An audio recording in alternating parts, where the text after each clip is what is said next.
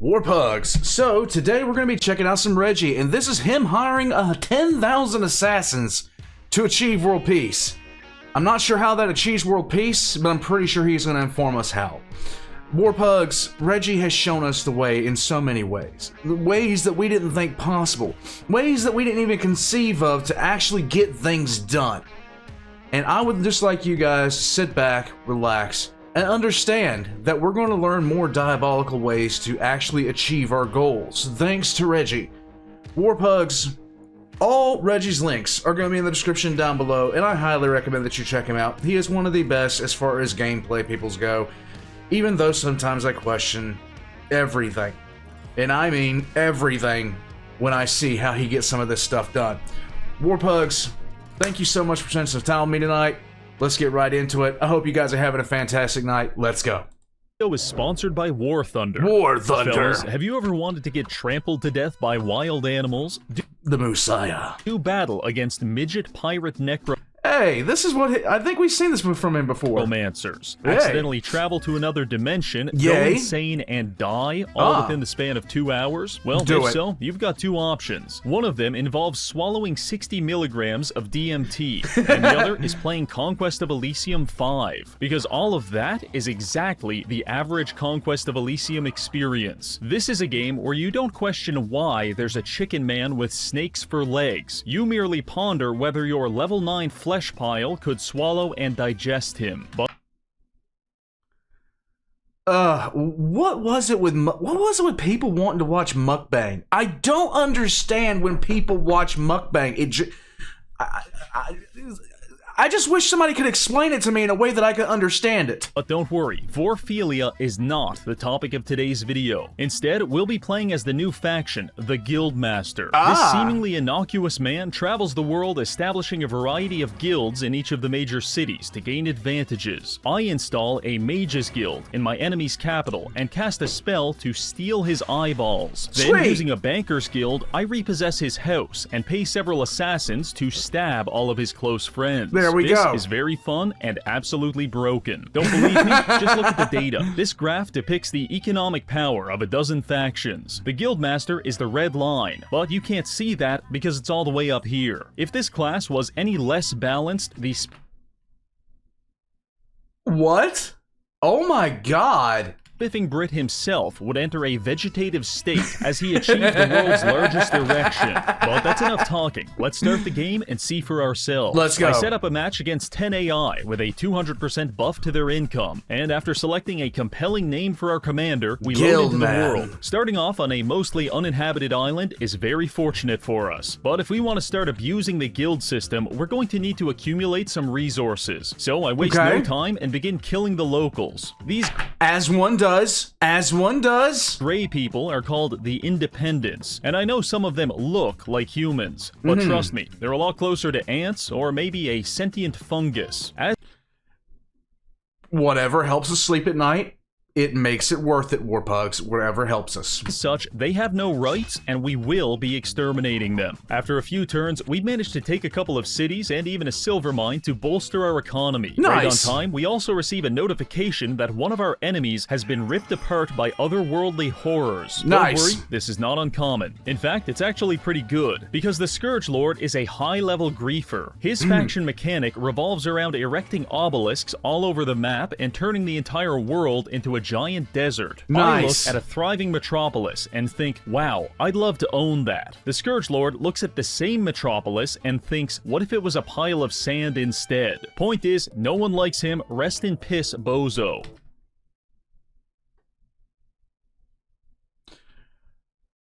There are some game mechanics I simply just don't understand as far as how some factions were considered to work.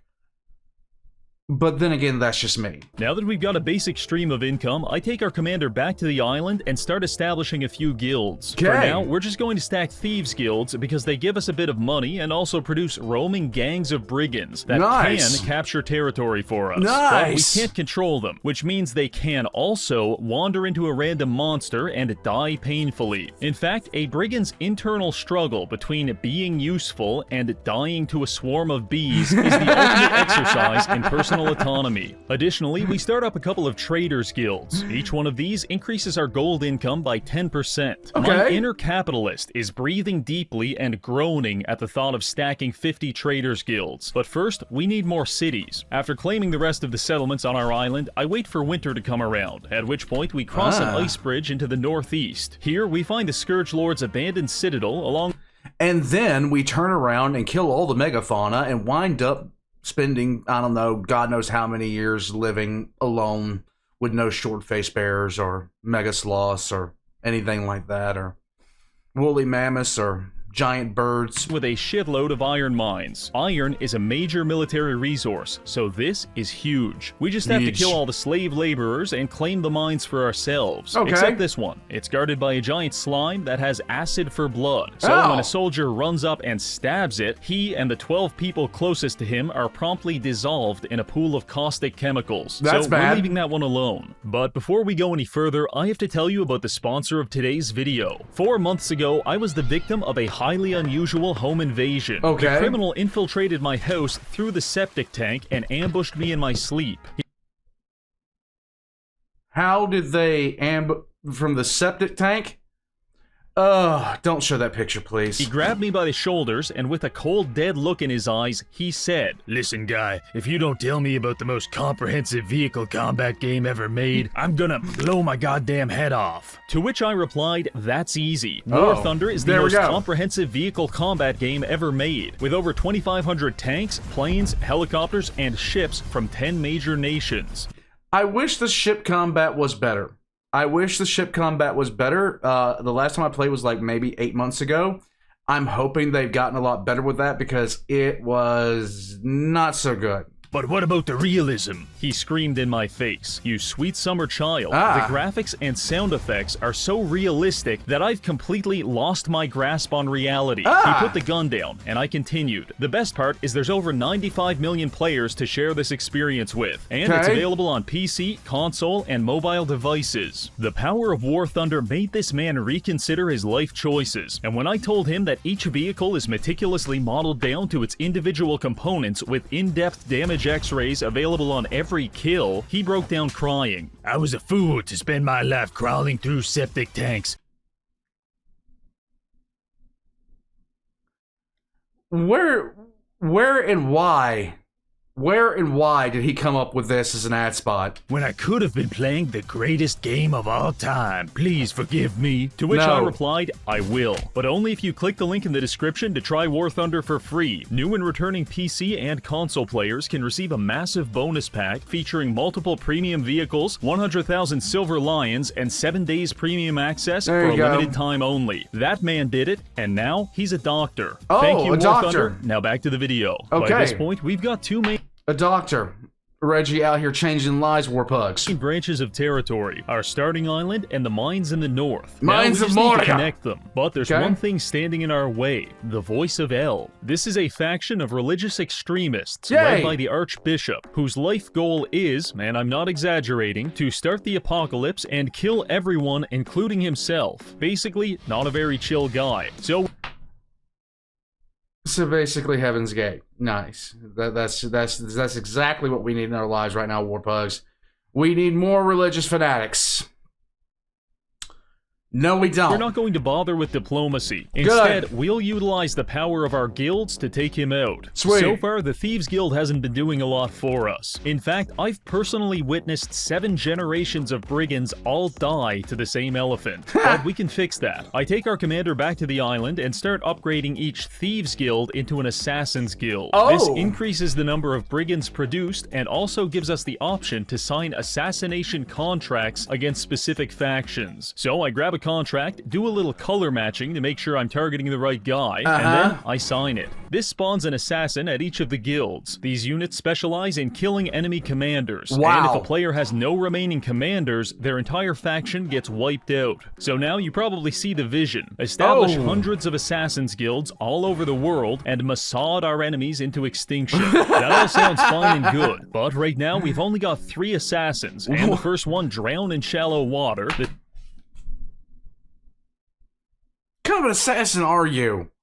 You drown in a wading pool. Come on, man. You gotta be better than this. Second, accidentally got teleported into a magical forest 700 kilometers away, and I just generally don't have a lot of confidence in the third one. So for the time being, we might need a more conventional approach. I use our new income of iron to recruit a bunch of crossbowmen, and we start heading toward the Archbishop. We close in on his capital city, but it's too well defended, so instead I capture a nearby city and start using it to recruit siege weapons. In response, the Archbishop performs a ritual to break the first heavenly seal. This summons one of the 4 horsemen of the apocalypse. That's Pestilence. That's a crazy response to getting a new neighbor, but...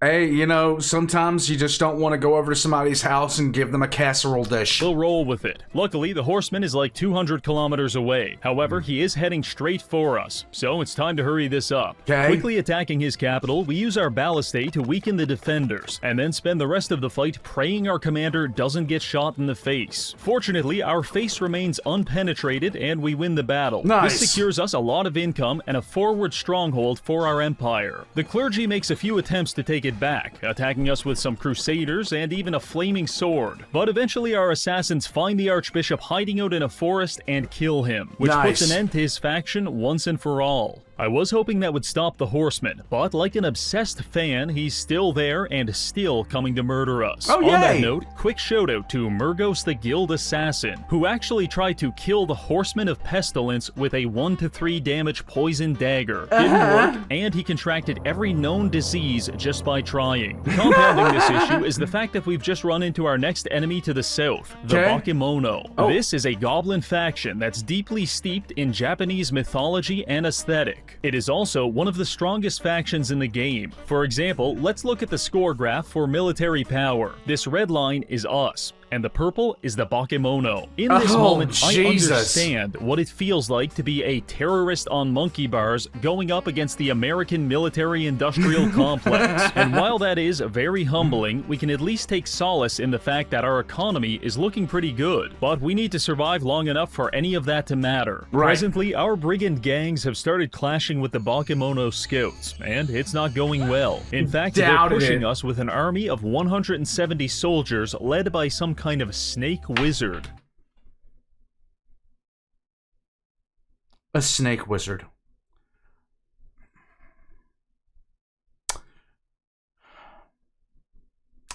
No. The Bakemono are difficult because they can summon a wide variety of monsters, ranging from giant demonic samurai to balding turtle men. Personally, my favorite are the Oni, because much like the obese, they have a canonical weakness to vegetables. Now, regardless of my appreciation for Bakemono culture, this army is an issue. However, in what can only be described as an orgasm-inducing stroke of luck, the Horseman of Pestilence rode straight into them. I'm thinking he'll kill all the Bakemono, and I can go back to making more guilds. However, not only did they survive, they actually killed a rider of the apocalypse. This was a harrowing revelation. On the upside, the horsemen did manage to inflict a disease upon the entire army. This status slowly decomposes affected units each turn until they die. Basically, everyone in this army is in the irreversible process of turning into fertilizer. There we go. That is pretty cool. Just to make sure they don't get any ideas about attacking us before that happens, I assassinate their general, which leaves around 120 units stranded without a commander. I call this a dead army. Not because it's dead, but because without a commander, it can't move. Is that a design flaw or a feature? That's normally a moderate inconvenience, because you can just send a replacement commander to go get them. However, in the world we are striving to build, we will produce so many assassins that every turn we're killing the commander, the replacement commander, and the replacement commander's replacement, thereby completely paralyzing our enemy's military. I know this probably comes across as the ravings of a meth-addled lunatic, but it's possible. We just need more guilds. With the main Bakemono army turning into mulch, I invest in furthering our guild infrastructure. This results in us running into an orange faction led by the Enchanter. This is without a doubt the worst faction, because their commander is an agoraphobic maniac that never leaves his castle. Instead, he spends all day using high-level incel magic to create an army out of inanimate objects. This used to be a tree. That was an iron mine. Now, they're his only friends. Normally, I'd make fun of someone for being a paranoid schizophrenic, but... sad. That's sad. For once, he's actually right, because we've been spamming guild contracts, and the entire countryside is swarming with invisible assassins. Luckily for the enchanter, he's too pathetic to assassinate, so I return my attention to the Bakemono. I've sent a few medium-sized armies into his territory to test his defenses, and he kicked the ever-living shit out of all of them. You see, we're at a major disadvantage, because he has real magic, whereas we just have vague ideas about capitalism. I have concepts of a plan. Point is, if we want to win this war, we're going to need a plan. So here it is. Step 1. We infiltrate Bakemono territory with a guild master and start establishing thieves guilds behind enemy lines. Sounds this will severely damage their economy, and the brigands produced will destabilize their borders. Basically, we're doing sleeper cells. This is 4D chess here. I actually appreciate this playstyle because it's not about brute force. It's about being a douchebag. And I can applaud this kind of playstyle because it requires you to use your head. Step 2. We invest hundreds of gold into a massive assassination campaign to degrade Bakemono leadership and kill off their high-level casters. Trust me, it's a lot easier to deal with 300 shitty goblins than 30 magical demons. Step 3. We capture a forward operating base and begin recruiting dozens of catapults. Nice. Then we establish an alchemist's guild, which allows us to modify the catapults to fire giant casks of napalm. Step 4. We take our new siege army south and start mercilessly cooking every Bakemono settlement we can find. The trick here is that we can only use siege weapons against fortified settlements. So step 5 is to lure the Bakemono into taking castles from us. Then we show up next turn with the siege army and go scorched earth. Oh wow, Bakemono, you captured my guard tower. Oh How will I ever recover? Now stand still while I burn off all of your skin. Guildmasters everywhere are horribly incinerating their political enemies with this one simple trick. You have to take advantage any way that you can, Warpugs. It is. 10 turns of that, we've carved our way down to the Bakemono capital. It's guarded by 200 people. Had a slight bug over here. Let's get back into it. People that I don't care about, which made this next part really easy, because I closed my eyes and fired 225 flaming barrels over the walls, which killed about half of the population before the fight even began. Okay, seriously, and I'm not even kidding about this, I am 100% this type of player. I am 100% this type of player.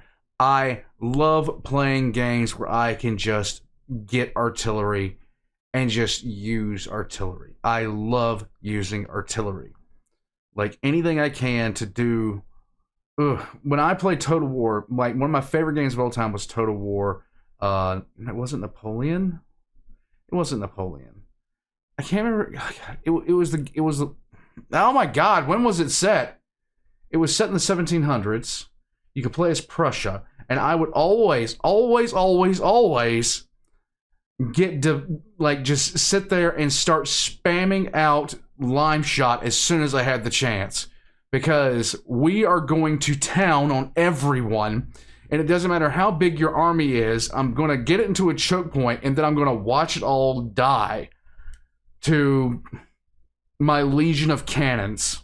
After that, we stabbed the survivors and declared a major victory for guild supremacy. Not long after this moment, the final Bakemono commander was shanked to death by 4 assassins in an obscure harbor village, at which point his faction went extinct. Yet again, the free market prevails. While all of that was happening, I was also waging a war against the Kobold King in the southwest. I'll keep his backstory simple. Magical lizard that uses mine shafts to hatch more lizards, easily killed by squashing beneath one's foot until Big Lizard. In addition to the threat of late-game dragons, the kobolds have been sailing armies across the channel and ransacking our home base for the past 20 turns. And as much as I hate him for it, it's a damn good idea. So let's try it ourselves. I hired a Pegasus rider to fly over the water and scout for some good targets. However, I forgot that flying units need to rest every few turns, and our Pegasus got exhausted, fell out of the sky, and promptly drown in the ocean. That Attempt sucks. 2 went a little better by revealing several hatcheries guarded by a few dragons. It's time to start building an invasion force. Back on our island, I recruit a few hundred soldiers and some siege equipment. Then we build a shipwrights guild to give us access to large-scale naval transport. Following this, I group everyone up, throw them on the boats, and set sail for the Cobalt port of Blackwater. Mid-transit, we got intercepted by the, at the time still alive, Bakemono Navy, which initiated naval combat. That's right, the year is 2025, and Warhammer Total War 3 doesn't have naval battles.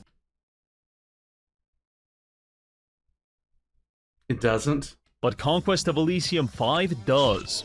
It doesn't have naval battles. Okay. In fact, naval combat is a lot of fun, because it has very different strategies. It is totally viable to use a pyromancer to burn a hole in your enemy's ship, at which point the entire thing will sink, killing everyone on board. Very or nice. if you're more sadistic, you can just cast mass confusion on the enemy crew, which causes them to beat the shit out of each other before accidentally falling overboard and drowning. Okay. Now you tell me which one's the AAA game. Anyway, the battle went fairly well. The enemy had several amphibious kappas, but we brought enough ranged units to kill them on approach. The bigger issue was our commander had a cursed item that forced him to behave like a suicidal maniac. There we so go. he jumped off the boat and started swimming straight at the enemy warship, at which point he got smoked in the face with a fireball and died. This is why we bring backup commanders. Continuing onward, we land at Blackwater, and the garrison of 13 albino geckos is powerless to stop us. Now we've got a base of operation. 13 albino geckos versus the best of the Merchants Guild. It isn't going to last long, Warpugs. To recruit more units within The Geico Lizard is screwed. Cobalt country. Predictably, the Kobolds send an army of 300 to push us back, but they didn't bring a backup commander. And after plunging a dagger through their general's frontal lobe, their entire defensive army is stranded way over here. Off to a great start. From here, I begin cleaning out all of the Kobold hatcheries and preparing for the final siege against their capital, which is defended by about 400 units. However, that turns out to be completely unnecessary, because next turn, 3 of my assassins roll up, snipe his final commander, who's not even on the screen, and just like that, the Kobold faction is relegated to non-existence. I cannot believe this is working. Taking out the Kobolds and Bakemono was a huge milestone, but according to this graph, there's a foreign superpower rising in the west, so we've still got some work left to do. However, for the time being, I decide to double back and focus on infrastructure. With 30% of the map now under our control, I put assassins guilds everywhere. Major cities, market villages, even goddamn sky castles. You can't go anywhere without getting stabbed. Boris Johnson would be proud. This sounds great, but the major drawback is how long it makes our turns, because every time I sign an assassination contract, I have to watch patiently for 5 to 7 minutes as my 75 assassins bumble around the map and drown constantly. If you don't mind not knowing what the fuck is going on, you can fix this by setting the turn timer to 50 milliseconds. Oh yeah, this is so much better. Other than that, I also upgraded all of our assassins guilds into Shadow Stalker guilds. There we go. This doubles. But can they swim now? Can they swim now? That is the question that needs to be answered immediately. The amount of brigands they produce. So when you look at this swarm of armies patrolling the map, just remember that only 5 of them are manually controlled. The rest is an extension of our will, like some kind of autonomous assassination appendage. Additionally, I went to the Alchemy Guild and recruited about a dozen alchemists. Then I hyperinflated the global currency by spamming Greater Alchemical Conversion 500 times. This converts 1 iron to 7 gold, and with 12 alchemists, that's an extra 84 gold per cast, which we then use to buy 84 iron, and the cycle continues. Also, I've been trying really hard to ignore the Enchanter, because I feel a certain respect toward his antisocial tendencies. However, on one occasion, he actually worked up the courage to leave his house, and I'm not proud to say this, but I accidentally trampled him to death with a bunch of horses. Worse yet, since he didn't have any friends, his entire faction immediately died. My guilt is immeasurable. No, it's not.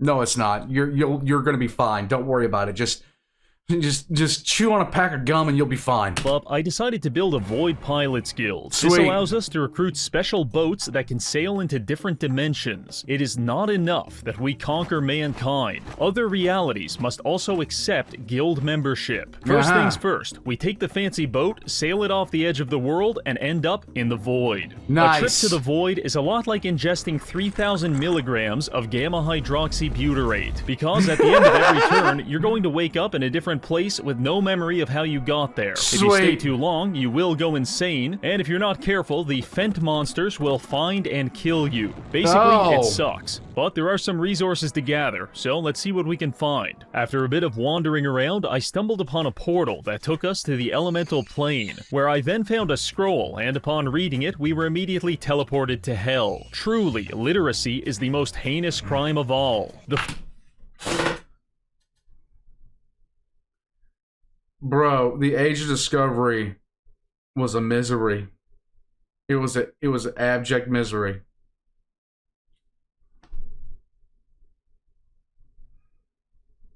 Transport yourself into space. Then go straight to hell. We truly live in dark times, Warpugs. Fun thing about Hell is that it contains the spirits of every mortal unit that died in Elysium. So hypothetically, we could find the Archbishop and kill him all over again. I was pretty excited about starting a new chapter of our guild here. But before I had a chance to do that, I suffered several psychotic episodes and got killed by demons. 10 out of 10 experience. Nice. Exactly what I wanted from my eternal damnation. Back in the real world, I thought it might be fun to build an adventurer's guild. These operate similarly to thieves' guilds in that they produce autonomous armies, except instead of an army of illiterate men that smell like cigarettes dipped in piss, this guild generates randomized D&D parties. Wizards, warriors, rogues, stuff like that. All in all, it's very cute, and I thought it might be interesting to follow the first party and see what noble adventures unfold. This first group was led by Verabeth the Warrior Saint, and it had several thieves, a necromancer, a dwarf, and a barbarian. For their first heroic quest, they traveled westward, eventually finding and slaughtering an innocent family of mountain goats. As one does, the ghost must be cold. Kind of fucked up, but let's see where this goes. After that, they tried to banish some evil spirits from an abandoned castle, but the difficulty spike from goats to demonic banshees was a bit too much, and there were only 4 survivors. And they didn't even last long, because the turn after, a pink faction showed up and butchered all of them. This is a dark day indeed. Yes. Well, maybe that was the ultimate sadness. A full party wipe. The dungeon master is a prick. Just bad luck. Let's pick a different party and follow them. These guys went south into the desert before running into another pink army, at which point an enemy druid transformed all of our heroes into trees. I cannot cope with this level of humiliation, so I disbanded the Adventurers Guild and got back to work. Sadness. But who is this mysterious pink faction that has been committing war crimes against the good members of our guild? Canada. Turns out it's the Senator. This faction is a Roman republic focused around gold generation and massive armies of legionaries. They're actually pretty similar to us in playstyle, so fighting them should be a good test. One notable difference is that this version of the Roman Empire appears to have figured out how to domesticate mythological creatures, such as giant crabs and even werewolves. I find this to be a thought-provoking historical revision. Could Joe Swanson Family Guy have stabbed Julius Caesar 23 times if he was protected by an honor guard of crustaceans and horny furries? Historians may never know, but we're going to find out if our assassins can, because you better believe I'm signing 75 contracts against the Senator every turn. Oh my With god. the contract killer occupying about 50% of the squares on the map, it has never been more dangerous to be alive. We're killing everyone. Political enemies, random animals, doesn't matter. If you've got a pulse, we've got a problem. Speaking of problems, the Senator is pushing us from the west with several armies. Naturally, we kill the commanders, but then he rolls up with a new army, combines it with the old ones, and keeps pushing. We kill the new commanders too, but he's replacing them really fast, and this results in him snowballing dozens of armies into one mega death stack of nearly 1,000 pissed off Romans, which I don't even think we can fight at this point. I have some ideas though. Currently, we have a few mages. Yeah, I can see your ideas. I like your ideas where you're going with them. But their most powerful spell is Animate Shrubbery, which in the face of the entire Roman Empire isn't going to cut it. So I started investing in several mages guilds to attract higher quality wizards. We just need to wait for them to arrive. Unfortunately, time is at a bit of a premium, because the big pink dick of the Senate has finally pushed past our assassins, and it's attacking us at this tower. Against upwards of 600 enemies, I'm not expecting much from this garrison. But they actually operate at 900 IQ for this entire fight, because the archers mow down the advancing Romans while the sorceress casts mass confusion spells to delay them. Eventually, they break down the tower gate, but we spam summon skeletons to block the doorway and maximize the uptime on our crossbows. All in all, we lost, but this was a huge proof of concept for magic as the answer to the Roman question. Over time, I was able to recruit a few level 2 and 3 wizards, which can easily wipe out entire armies depending on their spells. This was nice, but we can go even further. You see, right now the Senator is engaging us in 5 to 10 mid-sized skirmishes every turn. We're fighting them on land, at sea, and if they decide to invade the cosmic plains of nothingness, I'm ready to fight them there too. To be honest with you, at this point, he's ready to play EVE Online.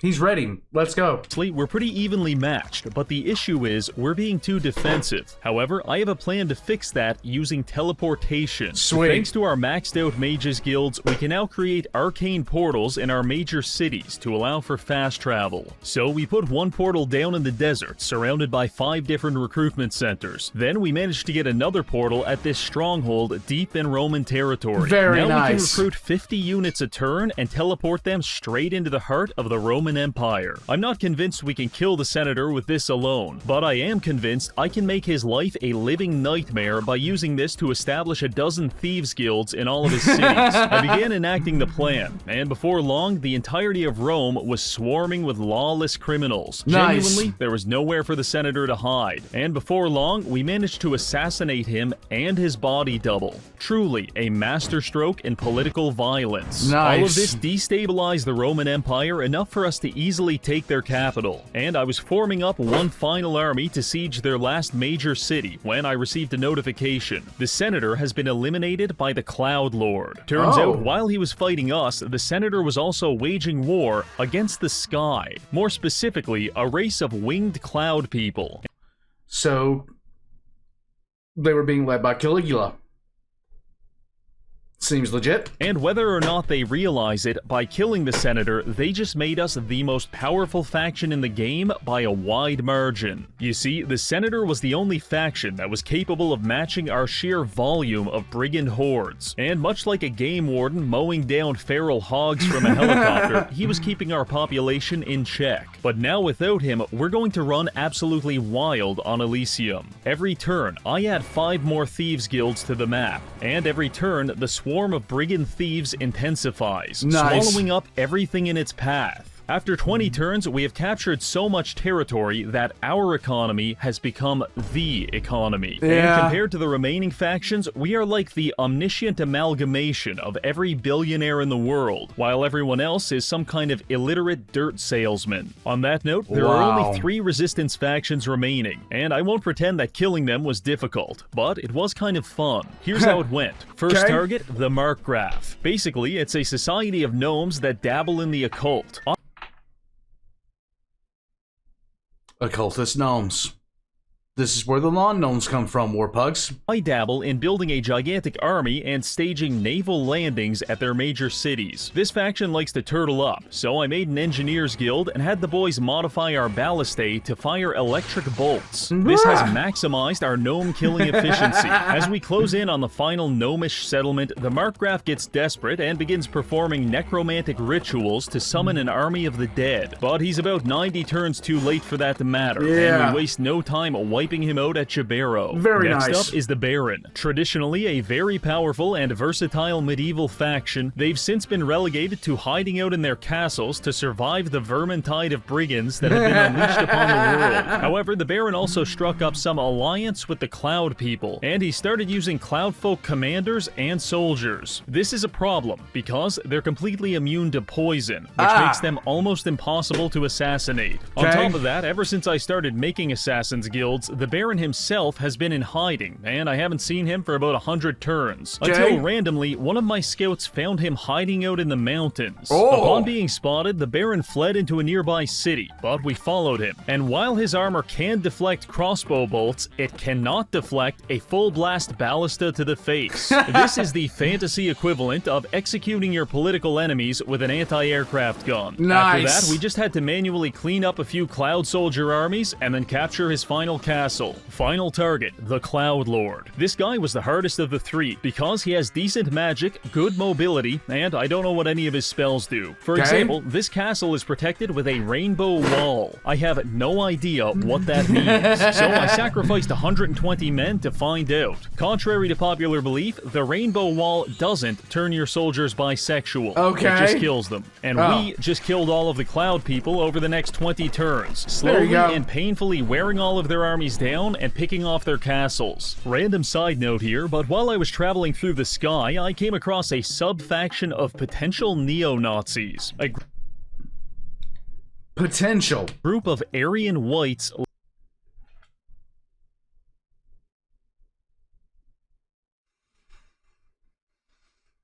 Okay. living in the heavens. What did the Swedish developers mean by this? We may never know, but I do know that after 15 turns of assassinations, the Cloud Lord has only one commander left, and he's currently being pelted to death with rocks by this group of unwashed sodomites. How dignified. With his death, the final enemy faction is destroyed, and we have achieved total guild supremacy. Nice. Now we can take a look at the score graphs and observe the absolutely ridiculous growth of our military power over time. my And also, God. check out the economy. By the time we killed the senator, our economy was approximately 36 times larger than his, and at least 100 times larger than everyone else's. It feels good to play such a perfectly balanced class with no exploits whatsoever. Well, that's going to be it for this video. We've utilized thousands of thieves and murderers to slowly and then all at once take control of the world. I want to give a warm thanks to the many members of the Assassin's Guild, generously stabbing and murdering my political enemies. And finally, thank you for watching. And before you go, don't forget to turn your life around by trying War Thunder for free on PC, console, and mobile devices. Use my link below to get all this free stuff. That's all we've got for now. Thanks for watching. Don't get me wrong, I'm not lying. Don't get me There was a game that reminded me so much about this game. You played it on Super Nintendo. You did a lot of the same things. I'm wondering if this was the same game, just an earlier iteration of it. I'm wondering if this was the same game, only an earlier iteration of it. Because you had to recruit armies, and you went around the map and you just recruited armies. If you lost units, they were gone permanently, but you had ways to recruit, units. I can't remember that much about it. I honestly can't. All I remember is I went to the ghost level, and when I went to the ghost level, my entire army got destroyed because I didn't have any holy units. I had no holy units, and my entire army got torn to shreds. It was very depressing.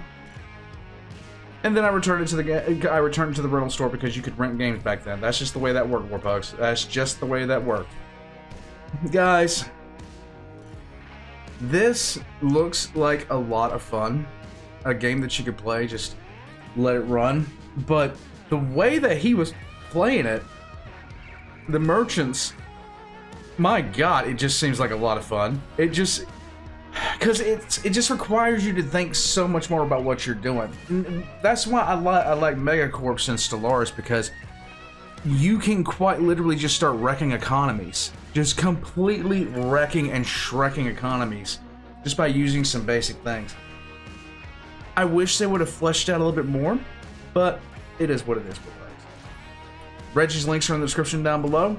Be sure to check him out. Check out my links as well. Pick yourself up a shirt. And Warpugs, I will catch you guys next time.